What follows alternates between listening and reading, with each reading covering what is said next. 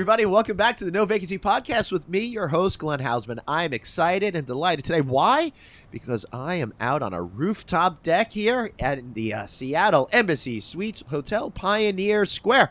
I'm not sitting alone because, while that would be fun to be here alone talking to all of you guys out there today, I'd like to mix it up a little bit. And I found General Manager, Mr. Nick Kuhns, downstairs. So I dragged him up here for a podcast. How are you, sir? I'm doing great. So glad to be here. Yeah, I'm really glad to have you here, too. So I've been here for the last 20 hours or so. I've had a chance to check it out. And I got to say, as far as Embassy Suites goes, this is unlike any other Embassy Suites I've ever been to. Absolutely right. 100% unique. And that's kind of what we pride ourselves on. It's something that's so new and different for the brand. It's something that we can show consumers and even potential investors what we can do with this brand and specifically this hotel. It's really been an exciting project to be a part of. I like that you say what we can do with this brand because, you know, you have to be the agent of both Hilton because it's a Hilton brand and represent the ownership group as well. Speaking of the ownership group, we have Greg Steinhauer, the president of American Life Company, the folks who own this property on in the next segment of this show. So, Nick, I'm looking forward to talking to you and learn a little bit about what customers are looking for today, what that customer mix is all about, and how you make sure that guests are happy each and every time they walk out of the doors after completing a stay here. So let me start by saying I went and had breakfast this morning, and I love that Embassy Suites has those made-to-order omelets and a real breakfast with actually quality ingredients. In my opinion, I had a great time, and I got to tell you, you guys are doing such a good job down there that it seems like the entire hotel comes down for breakfast. 100% redemption every day. Really? And that's because it's complimentary. Yeah. So we have this. Yeah, but sometimes I would rather just sleep in no matter what because some hotel breakfasts are just not worth getting up for. You're absolutely right. But what I think we found is so many other hotels are charging anywhere from $15, $20, $25 for a breakfast, even if it's a grab and go.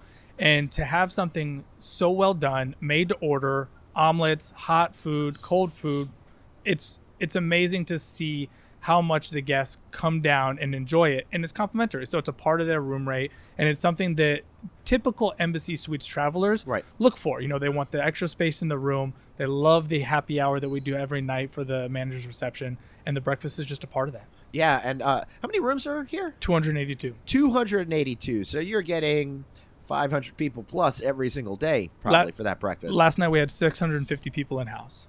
Wow, 650 people in-house that you know of. that we know of. Right. Yeah, that was told to us. Yeah, yes. Right. Yeah, I got to tell you, speaking about the food, I'm going to get back to breakfast in a second, but it seemed like everyone was also at that evening reception last night. Absolutely. I knew these things were popular, but, man, you got to get down there early so you don't have to wait on a drink line. That being said, it did move quicker than the average conference cocktail line, so pretty impressive. Well, and that's going to be an attribute to our ownership because there is a high expectation that, you know, while it is a complimentary service, we want to execute from a service standpoint and make sure that every guest has a opportunity to participate and enjoy, and that they're not stuck waiting in line to get a snack or a beverage. Yeah, we moved pretty quick through that line. Hopefully not too quick.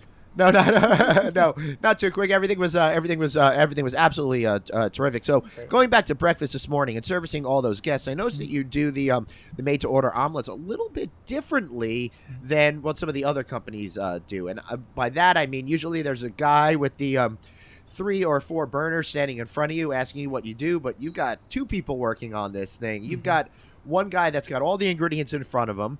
He asks you what the ingredients are, and then you've got a second that he puts into a little bowl, and then he gets to another guy that seems to be manning like up to 10 omelets at once, it looked like. Yeah, they're like octopus. I don't know how they get it. I mean, it's pretty amazing to watch them just be able to take such a big operation between a couple guys and really execute flawlessly. And it's just a well-oiled machine, and the culinary team is just phenomenal here. Now, one of the things that I picked up on, and I mentioned it to Greg in the second half of the show, is you've got a big cruise ship business over here, and I only know that because they're all wearing matching T-shirts for the thing, right?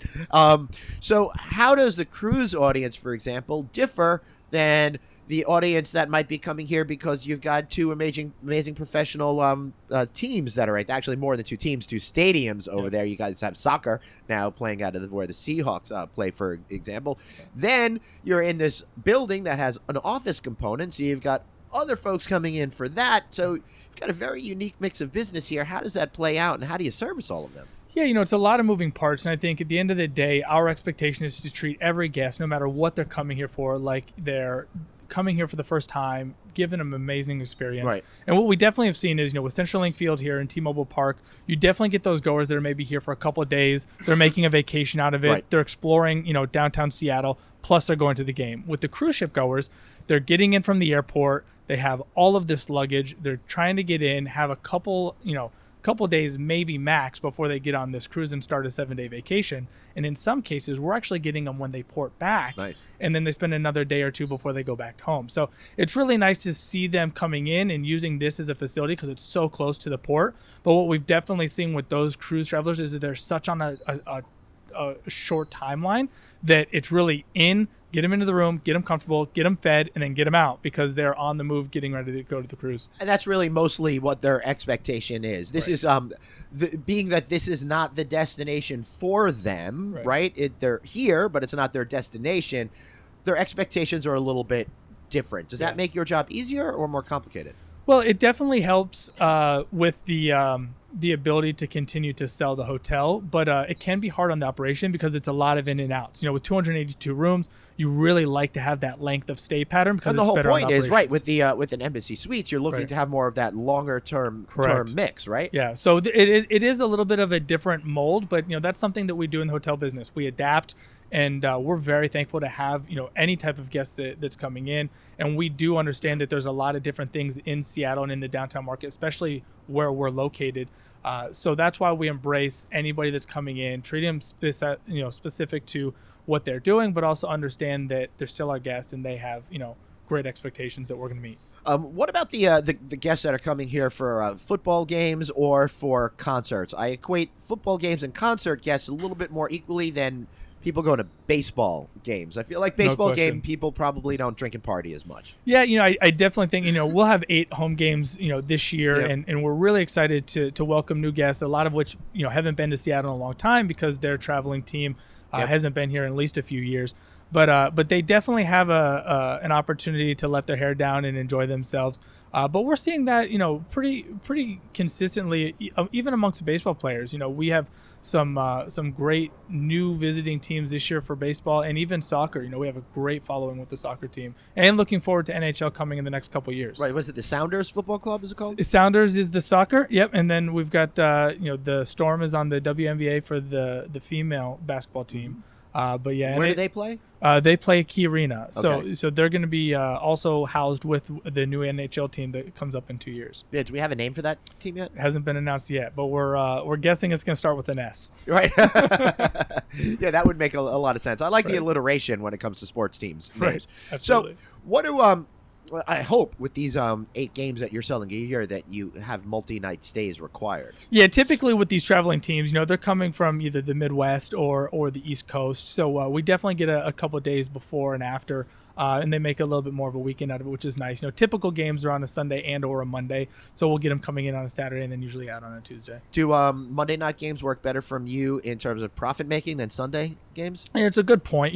Thursday was actually our busiest one last year, but it was because we had Kansas City and they had a huge momentum last year. So it's a combination of the day, the time, and the team that we're playing. But regardless of who we're playing, we have such a loyal fan base here with Seattle that every stadium night is packed when we have a game. What are their expectations when they stay here? Are they really just looking like the cruise ship people to just have a place to sleep and eat and move on? Or are they really expecting to make this their home base for pre-gaming? Well, so a lot of these fans have had these staples of places they've gone to for the last 5, 8, 10 years, and we're a brand new property. So to get them to come into a hotel, come up to our ballroom and pregame and tailgate with us, because we do a open to the public, amazing space tailgate party right before the games. We were packed last year, and people were trying something new. I think they're going to use that as an option for them next year and this year. And I think it was a great first year for success, and I think we're going to have future success because of it. That's excellent. What about transient and your extended stay business? How are you focusing on that? Where is it coming from? Is a lot of it just coming from the companies that are in this building or the general community? Yeah, so the transit's still going to be, whether it's concert goers, they're coming in to explore Seattle downtown, go to the underground tour, see what Seattle has to offer. go to Pike's Market. But what also we're seeing is, the business travel, the group travel are coming in from local corporations, even the construction companies. We have 30 plus cranes in the downtown city area right now. That's a huge piece of business for us. Wow, that's the construction side of it. The wow. construction side of it. That's pretty interesting to me. So, what are some of the things that guests are looking for today? Customer behavior is very, it's changed a lot in the last number of years. You've been in this business for a while now. So, what is it that guests are looking forward to today? One area that I'm thinking about in particular is technology. I happen to have been at the High Tech Conference in Minneapolis this past week, so I've got tech on my brain. So I feel like we need to talk about that a little bit here, so I could try to make some observations from the tech show. So just no question, get my back on this one, would you? Well, you're talking to the right property. Every guest that, from my perspective, they're looking for a unique experience. There's so much supply out there right now that it's hard to differentiate each hotel from another. And I think what we do specifically here, Alexa in every guest room. So you've got your virtual concierge to help with questions about the city, facts and amenities in the hotel, what time things open. If they need requests like room service or additional supplies, Alexa, hey, send me new towels. It comes straight to the front desk and we take care of that. Right. In addition to that, we also have the features with the TV where they can tie into their Chromecast, Netflix, Hulu. That's awesome. So Is it through the TV? Through the TV. Right. So that's pretty cool. Yeah, so it gives them that feeling of being at home, and especially for these travelers who road warriors, they're away from home sometimes 200-300 days a year. It gives them an opportunity to feel like they're at home when they're not, and have some of those things that they would have had if they were home. Well, one thing that made me feel like I'm home, and this is like the strangest thing to say that, is just that because I'm a Hilton Honors member, I'm already logged in to the internet, so it like recognizes me, and it makes it a lot easier because I don't have to worry about typing 1,000 things in order to get online. 100%. And that's something that Hilton is really working towards with this connected room, and it's all going to tie into Alexa in your Honors app, where you have these features and preferences that are going to follow you because of your Honors app, and it's going to tie into the Alexa program. So as soon as you check in, whether it's digitally checking in or going to our guests at the team members at the front desk, you're going to be able to get into your room, and the temperature is going to be set to your preference. Love it. The music is going to be playing if you have a favorite band. I might. Through Alexa. And you're just going to feel like, wow, someone took the extra time to make sure that the room was exactly how I wanted it before I walked in. And it's all because of this connected room, Alexa, and digital age. Yeah, it's really tremendous to me to see how we're finally inching towards that. For I feel like 15 years already I've been talking about these types of things because they were promised so long ago, but it was kind of wishful thinking as opposed to really being able to be enabled through technology. Right now, what about the whole notion of the mobile phone, and a lot more has to go through the mobile phone? There seems to be a little bit of, hey, let's put tablets in the room, or let's just let people control everything through the mobile. I feel like with the connected room, everything's going to go through the app, right? Yeah, and it is, but we still have a business to run outside of the digital age, and I think it's being able to marry the two together. Hilton's been known for being innovative throughout the years, and this is something that we pride ourselves on. We're not taking away services from the team members, the staff, and the guests. We're just enhancing them. So rather than using digital check-in to take away opportunities from the front desk, we're allowing that conversation to be less transactional and more of a, what are you doing here? How can we help? How can we influence you to get the most out of your stay while you're with us? And what we're seeing is that the guest is really embracing that and saying, I have this digital capability to use my mobile phone, but I'm also getting so much more from a customer service experience with these team members because they have more time to talk to us rather than being transactional like we used to be 5-10 years ago. And one of the things that you're doing through the app is you have the mobile key now, right? Digital key. So I'm still scared to use it because I'm a Luddite, right? To be fair, I want to point out that I always ask for a boarding pass, even though I have it on my app too. So this is more of an issue with me personally. Understood. So tell me a little bit about why I should be getting on with the digital key and the convenience of it, and how and I can pick my own room and all that kind of good stuff. I really need you to convince me because I'm tired of living in the 18th century, my friend. I'm going to convince you in less than 30 seconds. All right. Someone asks you a question you don't know. Do you use an encyclopedia? I spend a lot of time thinking about, do I go to the World Book or do I go to the other one? No, I think it's just a convenience thing. Right. It's something that we have accessibility to, and I think there definitely is a a period where you're not sure how to get into it. Right. But as soon as you take that leap and you venture out to see how easy it is and how user-friendly the app is, it really is amazing, because all of these features, as far as upgrades that used to be done from a personal one-to-one basis, you're getting preferential treatment. When you digitally check in, you are first to be able to upgrade as opposed to someone who's checking at the desk. So we're giving you the best room availability if you digitally check in before anybody else. So that alone is incentive enough to say, hey, maybe I should try this out, because I may have the opportunity to get a better room upgrade because I'm choosing to digitally check in. That I like, because once people see me and I walk in the building, they're like, what's the crappiest room we could give this guy, right? I think that's a really a terrific point over there with the digital key. So what percentage of people are taking advantage of that right now, being that there's still a lot of people out there like me that aren't familiar or aren't comfortable yet with it? What are your expectations and where that's going to go? It's about 40% of our arrivals. That's what we're saying. That's pretty significant already. And, we have 85 million honors members. So we have a large amount of honors members that are traveling and coming here, but there's still a significant amount that aren't.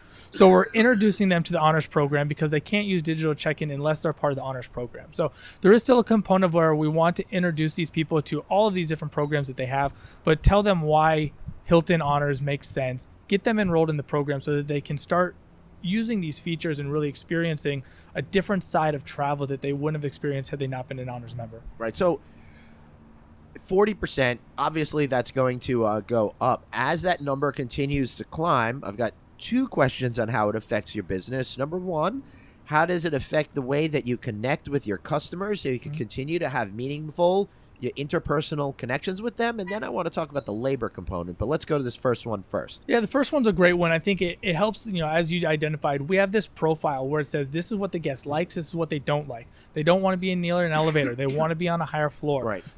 We know that before they even come in. So we're able to meet and exceed their needs, greet them by name, and make them feel like we've already prepared a perfect stay for them, because we know who they are and what their expectations are. In addition to that, because they're a part of this program, we have some of their information on file. So we will allow them to opt in to our 24-hour digital concierge service, which we are able to text the guest and say, here's this number while you're staying with us. Text this number at any time, 24 hours a day, and we can meet or exceed your needs, whatever it may be. If you have a question about where something is in the city, if you need to know what time the pool opens, if you need to know what time breakfast starts, we're able to answer that guest through text message 24 hours a day, 7 days a week. And that particular component, I'm sure, has some sort of AI component to it. You're either like using the Ivy or Alice or something like that. I can't imagine you're manually handling all of that. So we have a little bit of both. So when we're in typical operating hours of the day, it is manned by our front office team in the back office. They're receiving the text message through their computer, pops up, and then they respond right away. Overnight, we can use AI with some kind of pre-programmed, are you enjoying your stay? If they rate from a 1 to an 8, then we have a different AI that says, I'm going to send this to a manager on duty so that we can have an immediate conversation. So there's a portion of that, but for the most part, I would say about 75% of the time, you're actually speaking to a real person. Wow, that's pretty amazing. And I got to tell you, it's crazy that technology's got to the point now where you can't really tell, and you can't really tell where it's handed off from the computer machine to the actual human being as well. So how does this all tend to affect how you staff your property? Because one of the things that I'm seeing right now, well, I'm not seeing, I'm hearing about it constantly from hotel owners, it's getting harder to continue to push up rate, but at the same time, all of your expenses are starting to rise. You need to start to be creative and think differently. But my fear is hoteliers are going to remove more of that human element from the property in favor of machines and self-check-in and all of that kind of stuff. So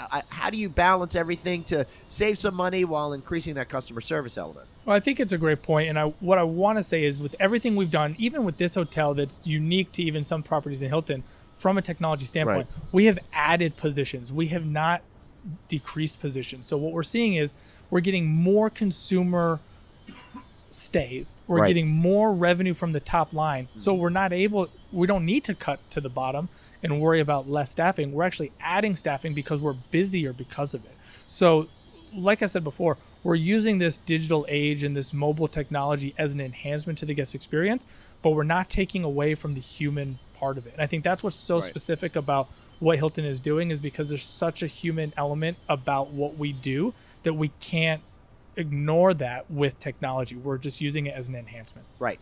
So, Nick Kuhns, your general manager here at this amazing Embassy Suites, Pioneer Square in Seattle. Great historic neighborhood. But I want to ask you a little bit about, let's turn on that Wayback Machine. How did you first get involved in the hotel industry? What made it appeal to you? So I had gotten into the Lowe's Hard Rock Hotel in Orlando, Florida about 17 years ago. And I wanted to work in restaurants, and I had applied for a job to get into a restaurant, and it just happened to be in a hotel. Right. So I'm doing the restaurant thing, but I'm falling in love with the hotel. And I think it all started with that hotel 17 years ago. And it's taken me all over the country. I've been able to go to Las Vegas, Nevada, Chicago, Illinois, back to Florida at the Clearwater Beach property in Hilton, and then most recently Salt Lake City before I came up to Seattle. What I like about you, Nick, is that I know all of those properties that you worked at, but you didn't want to say them because they weren't Hilton brand. So that's real spirit for the Hilton family there. Yeah, I'm true blue. 9 years with Hilton. Well, now that you did mention the Hard Rock in Orlando, I had the chance at Universal Studios to go to Islands of Adventure a month before it opened, and that was like the coolest theme park experience I ever had, because it was such a great park when it opened, and then there were like 2,000 people in the place on, it's on the day I was unbelievable. there. And Orlando will always be home, and it's funny because every time I travel back to see family, it's completely different than what it was a year to 5 years ago. So it is nice to see that even that city is continuing to evolve, but that's where family is, and that's where we call home. But yeah, it was an amazing experience. It's been a great ride. How do you continue to build upon your skill set, be a better professional, so that you've been able to get these opportunities to move around from property to property and to achieve that general manager status? Yeah, I think each market has been specifically different. Vegas was all about volume, Orlando was all about tourism, Salt Lake was always about the business, traveler and the consumer there. And Seattle's kind of a combination of both. So you kind of take these bits and pieces from each property, the amazing people that you get to work with, mentors, and you really start to see how small of a business this really is. I can't tell you how many times I cross paths with hoteliers and professionals that I've worked with in all these different states. It's pretty impressive and remarkable to be a part of such a big industry and feel like you're in a close-knit community. Right. Excellent. So, give us an example on how you stay on the top of all your trends and stuff like that. Is it just talking to people? Is it research? Yeah, so we're constantly looking at our survey systems. We have surveys through Salt. TripAdvisor is a huge thing that we look at. We respond to 100% of our surveys. We take every piece of feedback from guests, positive or negative, as a gift. Feedback is a gift, and it helps us continue to improve each day. And we ask the guests, why are you here? How did you hear about us? What made you book here? And we listen and we see what they looked at from us to make them choose. And we leverage that with other guests that may chose to stay somewhere else. And I think what it comes down to is consistency, a great product, but true customer service where guests feel like even if the hotel stay maybe went awry, it was the people that took care of them and made them feel so at home while they were here that's what's going to continue to make them come back year after year. What makes you continue to come back day after day? What's your favorite part of your job? Every day is different. There's no challenge that is impossible. Every day we come in and we're dealing with great people. The guests are one thing, but the team that we have here and that I've had in every hotel, it really is a family. It's these people that love what they do. They're 100% the most personal people you'll ever meet. They truly believe in hospitality, and they treat you like you're their family and that you're coming over to their house, and they're going to give you the best experience you can. And I think that's what makes it, so rewarding. Right. Now, we all have a biorhythm. Some days it's easy. Some days it's just really hard. There's a lot of blockades in here in your head that make it difficult to work. How do you get through the times where you just don't want to get out of bed that morning and go be cheery in front of the hotel team and all the people that are staying here? Yeah, I think it comes down to knowing that there are guests that are coming to the hotel for the first time and they're just not sure what to expect. And maybe they're a Hilton Honors member, maybe they're not. But we want to give them an experience that is going to make them say, wow, that team really went above and beyond what I'm normally used to. And I think it's that challenge every day that inspires all of us to want to say, it's worth it. And that's why we're here. That's why we chose this industry. We could have chosen 100 different industries that would have been easier, less stressful, more, day-to-day kind of, the huge.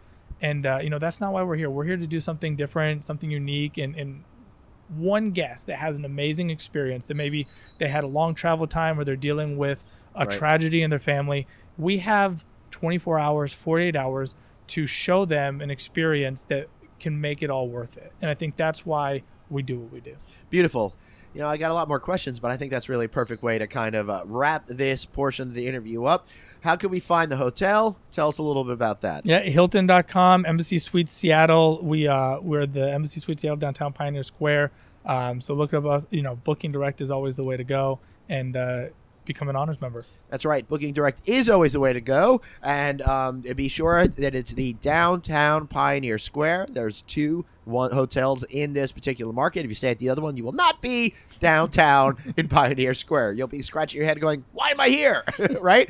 All right, so stick around, because after this commercial break, I got a great interview with Greg Steinhauer, the president of American Life, the folks that built this place. So we'll be right back after this message. Thanks so much.